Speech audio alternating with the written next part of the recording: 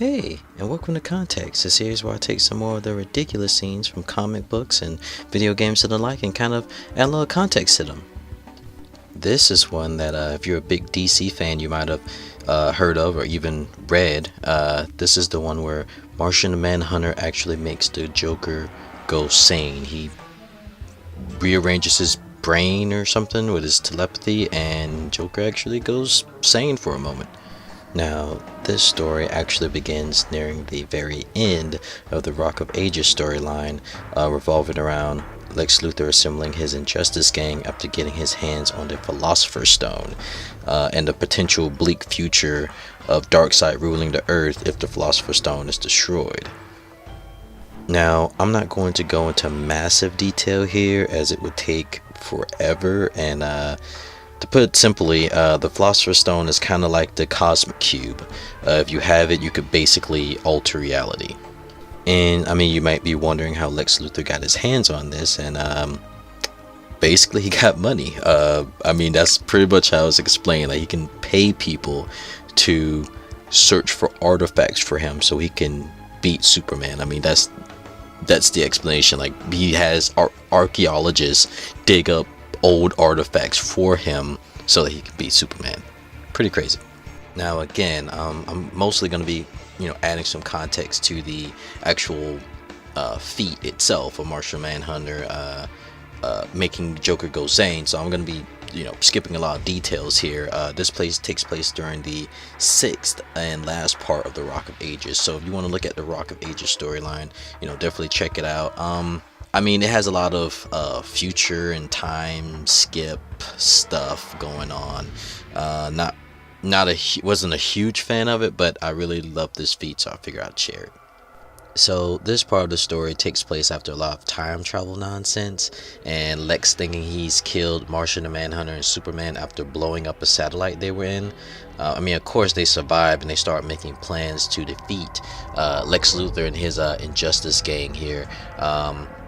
Such as Plastic Man disguising himself as the Joker, and Batman paying off the Mirror Master, who actually ends up betraying Lex Luthor. Plastic Man also becomes a pig in this arc. Like, he gets transformed into a pig. Just FYI on that. So anyway, the Injustice Gang and the Justice League, they actually duke it out here with the Justice League, of course, emerging victorious, and them actually getting their hands on the Philosopher's Stone and what they actually think is the Philosopher's Stone.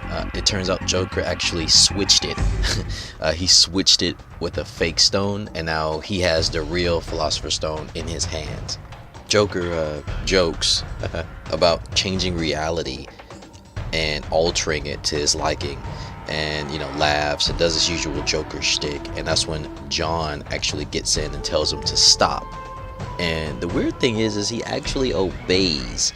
Jonn actually reveals that he basically turned the Joker sane with his telepathy, and I think like altered how his brain works. Like, he said he altered how the information was going into his brain or something like weird like that.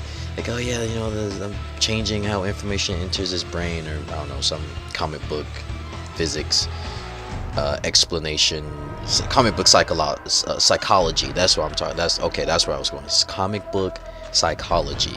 Yeah, if that's the thing, he uses it and turns Joker sane. But he says, even though he has this vast power of telepathy, he says he can't keep the Joker sane for very long. And that's when the Flash actually sweeps in and takes the Philosopher's Stone from the Joker, and all is well from there. And yeah, that's pretty much it. I mean, Joker kind of goes to his knees yelling. I guess his brain is hurting from having been completely altered by the Manhunter. But yeah, I mean, don't get me wrong on this story. I skimmed a lot of details. There's a lot of stuff in here that you really need to read the story to find out. But I mean, I didn't want to go into all that detail. I just want to make a little short video here about this feat and just kind of give you a general explanation of what happened surrounding it, like why was that required of the Manhunter. But yeah, let me know of what you think in the comics. Did you read Rock of Ages? What did you think of it? I thought it was kind of okay. It's a little bit too much time travel nonsense for me, but I mean, I thought it was a pretty decent story. I actually didn't really like Joker in this, but yeah, it was this one little part that I thought was pretty cool.